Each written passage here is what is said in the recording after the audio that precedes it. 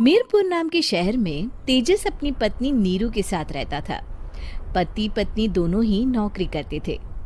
एक दिन तेजस गांव अपनी माँ के पास फोन करता है।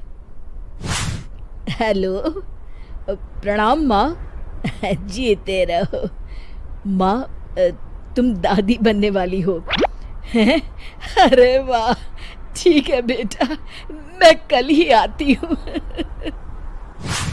जब माँ जी शहर पहुंची तो बेटे बहू ने बहुत अच्छे से स्वागत किया।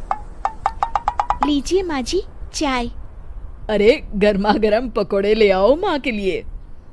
नीरू रसोई में गई और 2 मिनट में ही पकोड़े ले आई। जी ये लीजिए। बहू जादू से बनाए हैं क्या? अभी तो रसोई में गई थी। यम्मी। माँ जी, शीला रसोई में पकोड़े तल रही है, मैं बस लेकर आई। हे भगवान, मेरा धर्म भ्रष्ट कर दिया तूने। अब तो गंगा जल से शुद्धिकरण करना होगा। दूसरे दिन, माँ जी मैंने नाश्ता बना दिया है, ऑफिस जा रही हूँ। पर अभी तो घर का सारा काम पड़ा है। शीला आती ही होगी, झाड़ू पोछा बर्तन कपड़े वो सब कर लेगी। हमारे जमाने में घर का सारा काम हम ही करते थे।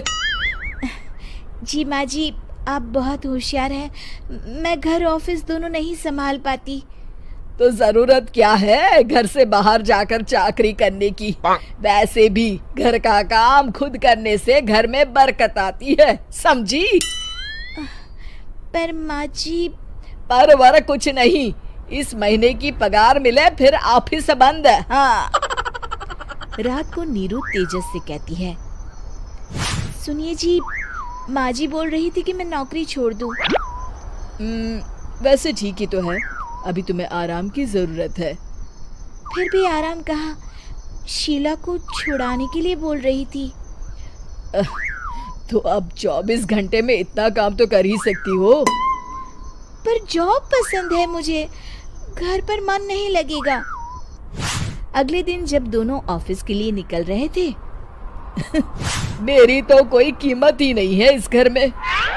माँ जी, आजकल महंगाई बहुत है, रहन सहन भी बदल गया है, दोनों नौकरी करते हैं तभी ठीक रहता है। अच्छा, तू कहना क्या चाहती है? मेरा बेटा तुझे बिठा के खिला नहीं सकता? तू ही इस घर का खर्च चला रही है, हैं? नहीं माँ जी, मेरा वो मतलब नहीं था। मतलब खूब समझती हूँ, ये बाल धूप में सफेद नहीं किए मैंने। हाँ। अब तो ये रोज का काम हो गया था। तेजस भी रोज की झिकझिक से परेशान हो गया था। एक दिन उसने कहा, नीरू, वैसे भी तुम्हें मैटरनिटी लीव मिलने वाली है, तो अभी से ही छुट्टी ले लो। पर क्या, मेरी सैलरी अच्छी खासी है। आखिर नीरू ने रिजाइन कर दिया। जब बच्चा हुआ तो घर में सब बहुत खुश हुए। कुछ दिनों बाद तेजस फाइल देख रहा था। क्या हुआ तेजस, कुछ परेशान लग रहे हो? हाँ, वो हमारी जितनी सेविंग्स थी वो तो हॉस्पिटल में और छठी के फंक्शन में खत्म हो गई है नीरू।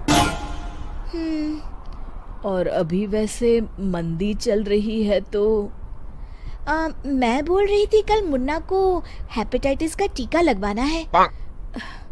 नीरू, क्या पोस्टपोन नहीं कर सकते? नहीं जी, बिल्कुल नहीं। अब तेजस को समझ में आ रहा था कि उससे गलती हुई है। पैसों की कमी का असर घर के माहौल पर भी पड़ रहा था। अगले दिन, बेटा मेरा चश्मा और ये दवाइयाँ ले आना, पर्चा देते हुए माँ जी ने कहा। जी। तेजस, मुन्ना के लिए दूध का डिब्बा और डायपर भी ले आना, और ये किराने के सामान की लिस्ट है, इसे भी लाना है। तेजस गुस्से में लिस्ट मरोड़कर फेंकता है और चिल्लाता है, पैसे क्या पेड़ पर उगते हैं? ये ले आना, वो ले आना। अरे पर ये जरूरत का सामान ही है। वो गुस्से में बिना कुछ कहे ऑफिस चला गया। अरे लंच तो ले जाइए। नीरू दौड़कर डिब्बा पकड़ाती है। एक दिन खाना खाने के बाद, नीरू, अब तो मुन्ना कुछ बड़ा हो गया, तो अब तुम वापस ज्वाइन कर लो ना जॉब। पर इस रिसेशन में जॉब मिलना बहुत मुश्किल है। ट्राई तो करो। फिर मुन्ना, माँ जी है ना, और एक फुल टाइम मेड भी लगा लेंगे। पर माँ जी, उन्हें तो पसंद नहीं। तभी माँ जी वहाँ आ जाती है और प्यार से नीरू के सर पर हाथ फेरते हुए बोलती है, अब मेरी समझ में आ गया बहू, पहले के और अब के समय में अंतर है। तुम काम शुरू करो, मुन्ना की जिम्मेदारी मेरी। मेरी प्यारी माँ जी, ये कहकर नीरू उनके गले लग गई। शिक्षा, परिवर्तन संसार का नियम है, हमें भी समय के साथ चलना चाहिए। उम्मीद है कि आपको हमारी ये कहानी पसंद आई होगी। कृपया हमारे चैनल को सब्सक्राइब करें और सभी अपडेट्स के लिए बेल आइकन जरूर क्लिक करें। और हाँ, वीडियो लाइक और शेयर करना मत भूलिएगा। Bye bye.